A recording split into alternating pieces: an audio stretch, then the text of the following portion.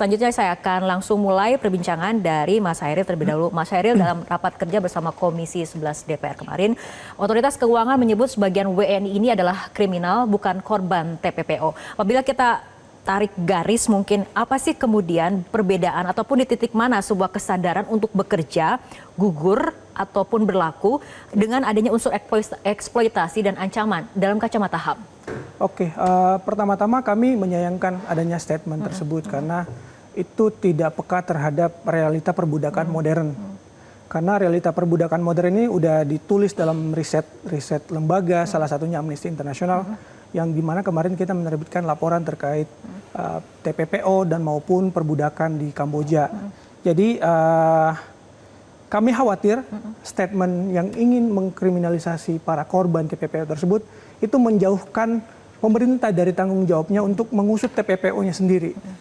Jadi kita perlu melihat bahwa aktivitas yang dilakukan oleh WNI maupun dari orang-orang dari berbagai negara di Kamboja itu bukan suatu aktivitas yang berdiri sendiri, tapi melainkan berasal dari kejahatan yang lebih besar yang kita sebut TPPO dan perbudakan. Nah, dari riset yang dilakukan oleh Amnesty International, kita launching pada bulan Juli lalu, itu riset selama hampir 2 tahun, kita menemukan hampir semua korban yang kita interview itu adalah korban TPPO maupun perdagangan manusia maupun perbudakan. Jadi data apa yang mendukung bahwa ini adalah statusnya sebagai korban dari TPPO, Mas Hairil? Kita menyebut dalam laporan tersebut kita menyebut sebagai korban karena kita melihat bahwa mereka melakukan aktivitas scamming di dalam compound tersebut itu dilakukan secara paksa. Jadi mereka berangkat ke Kamboja mayoritas itu karena tertipu. Banyak dari mereka itu yang sebenarnya tidak ingin ke Kamboja. Mereka tergoda iming-iming ditawari pekerjaan dengan gaji tinggi di Thailand, di Malaysia ataupun di negara-negara lain, tapi ujung-ujungnya ternyata mereka dibawa ke Kamboja. Disinilah aspek perdagangan manusianya.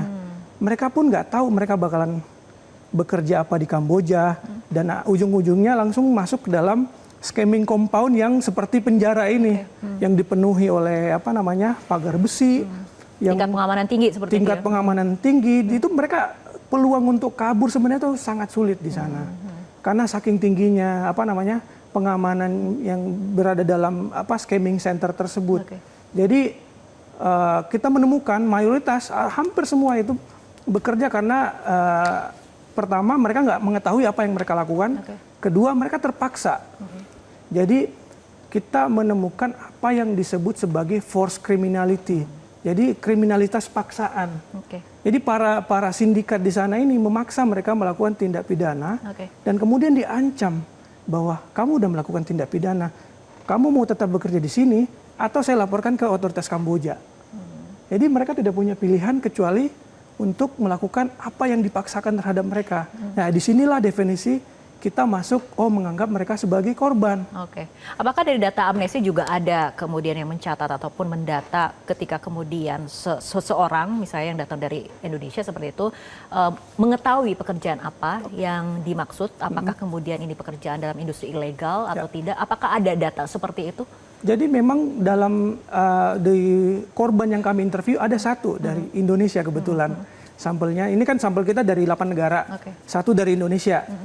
Kebetulan orang yang Indonesia ini udah pernah bekerja di Kamboja dan kembali lagi ke Kamboja. Dia pulang ke Indonesia karena itu terjebak atau terlibat tuh, Mas Hairil? Awalnya dia make money, bisa menghasilkan uang dengan bekerja sebagai scammer di Kamboja.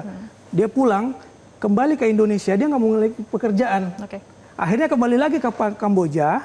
Nah, ini mungkin kita bisa sebut, awalnya kita sebut pelaku karena melakukan itu. Tapi karena nature pekerjaan scamming ini menggunakan kekerasan, ujung-ujungnya ketika dia kembali, dia tidak perform, dia dijual ke compound lain. Dan menjadilah dia korban apa yang kita sebut, korban perbudakan.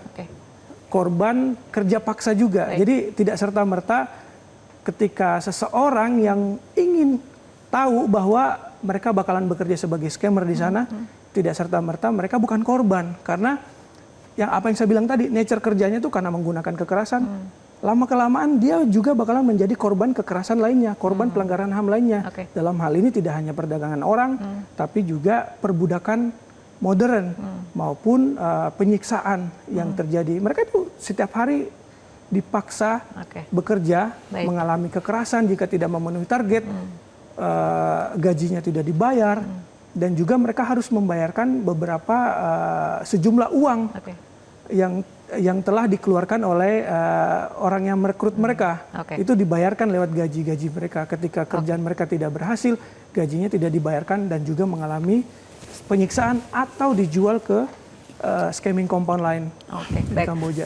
Baik, Mas Heri, saya akan ke Pak Ruby terlebih dahulu dari sisi forensik digital masih mengenai pernyataan bahwa sebagian WNI ini adalah kriminal bukan korban. Sebetulnya data dan fakta seperti apa yang harus diungkap untuk membedakan antara korban scamming dan bagian dari operasi scamming itu sendiri, Pak Ruby? Iya, jadi pertama kita menyayangkanlah seorang Kepala OJK menyatakan pernyataan seperti tersebut. Tetapi di kalimat ketiga beliau sebenarnya juga meragukan pernyataan yang pertamanya, alias membutuhkan bukti.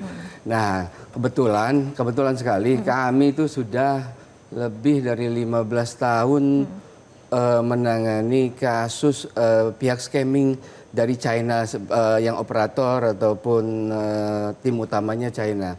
Nah, 2010 Indonesia pertama kali mengungkap sebuah kasus WNA China yang melakukan operasi scamming di Indonesia. Dengan korban-korban selalu warga Cina maupun warga Taiwan. Selalu seperti itu. Kita nangkep di Jakarta, Tangerang, Kelapa Gading, rumah-rumah mewah dijadikan seperti itu. Operatornya orang-orang Cina. Kenapa mereka melakukan operasi seperti ini? Karena sebelumnya awalnya mereka melakukan operasi yang sama tetapi di Cina.